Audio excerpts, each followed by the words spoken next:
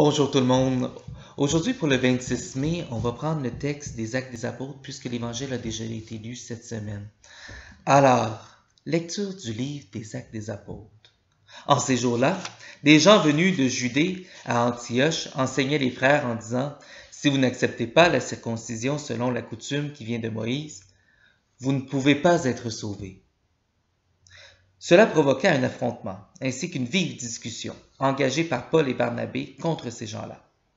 Alors on décida que Paul et Barnabé, avec quelques autres frères, monteraient à Jérusalem auprès des apôtres et des anciens pour discuter de cette question. Les apôtres et les anciens décidèrent avec toute l'Église de choisir parmi eux des hommes qu'ils enverraient à Antioche avec Paul et Barnabé. C'étaient des hommes qui avaient de l'autorité parmi les frères. Jude, appelé aussi Barsabas, et Silas, voici ce qu'ils écrivirent de leurs mains. Les apôtres et les anciens, vos frères, aux frères issus des nations, qui résident à Antioche, en Syrie et en Cilicie, salut.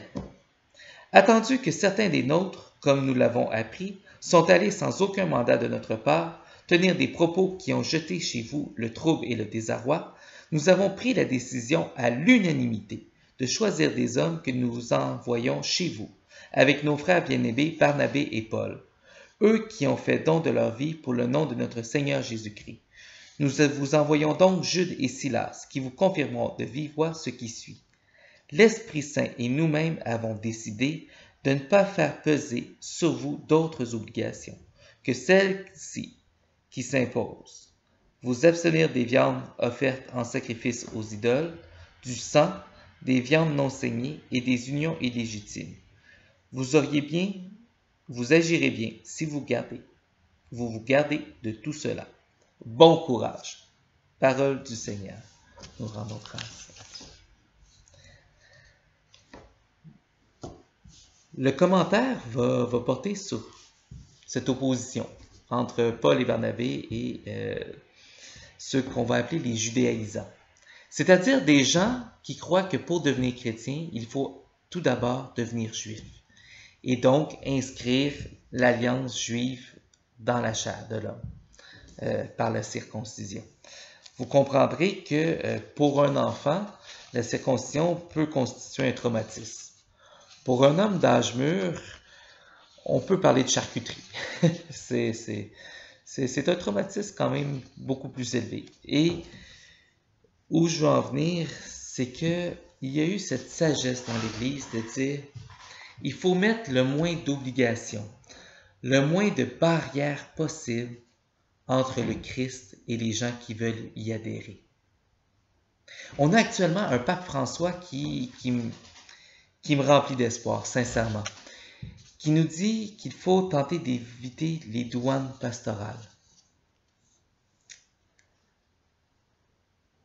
Et là, on pourrait réfléchir énormément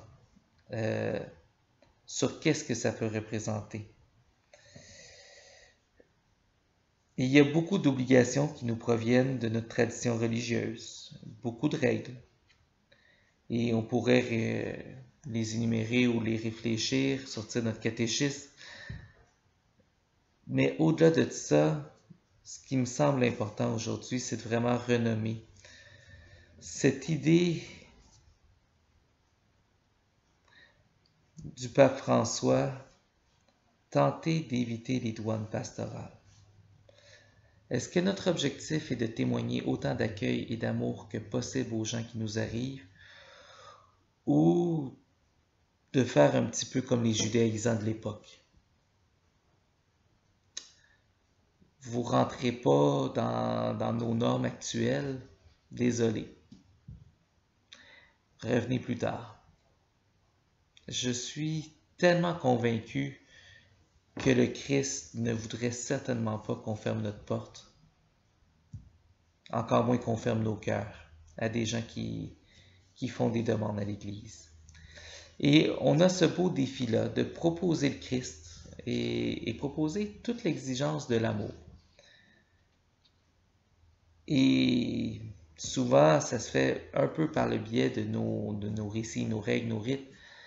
Et en même temps, il faut bien se rappeler que tout ce qui compose notre foi, notre religion, doit servir à signifier à ce monde qu'il est aimé de Dieu et certainement pas l'inverse, où est-ce qu'on instrumentaliserait l'amour de Dieu pour essayer de faire rentrer les gens dans nos récits, nos rites et nos règles.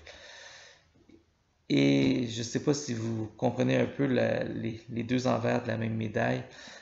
Il y a un défi majeur.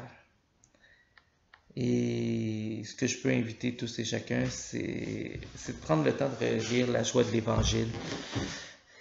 Et cette invitation profonde du pape à être une Église humble, au service et dans l'accueil. J'enchaîne avec les 3 pistes de prière. L'Esprit Saint et nous-mêmes avons décidé. Dans les grandes décisions de vos vies, de vos familles, si vous êtes en Église, de vos organisations, convoquez-vous l'Esprit Saint au processus décisionnel.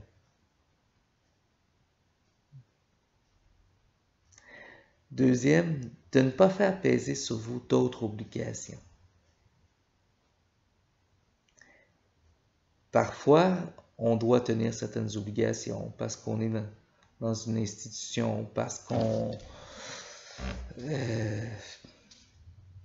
le fait de ne pas suivre certaines obligations viendrait à un véritable contresens avec ce qu'on veut célébrer ou avec l'amour de Dieu qu'on veut signifier. Donc, il se peut qu'il y ait des obligations dans la vie. Mais prendre le temps de prier pour voir si les jugements ou les obligations qu'on pose sur autrui ne sont pas des règles humaines plutôt que un véritable souci de l'autre qui nous viendrait de Dieu. Alors, prendre le temps de prier. Et mon dernier, c'est le bon courage. Bon courage à vous tous qui êtes des chrétiens, qui avez à témoigner en première ligne. Moi, je dirais que je suis relativement chanceux. La plupart du temps, quand les gens cognent à l'église, ils s'attendent à parler de Dieu, entendre parler de Dieu. Mais dans votre vie de tous les jours, lorsque vous osez une parole sur Dieu, elle est souvent un peu inattendue et vous n'êtes jamais sûr de la réception qu'elle aura. Alors, bon courage à vous tous qui tentez d'être des témoins dans vos familles, dans vos réseaux d'amis. Sur ce, bon courage dans votre joie pascale et dans votre prière. Bonne journée à tous.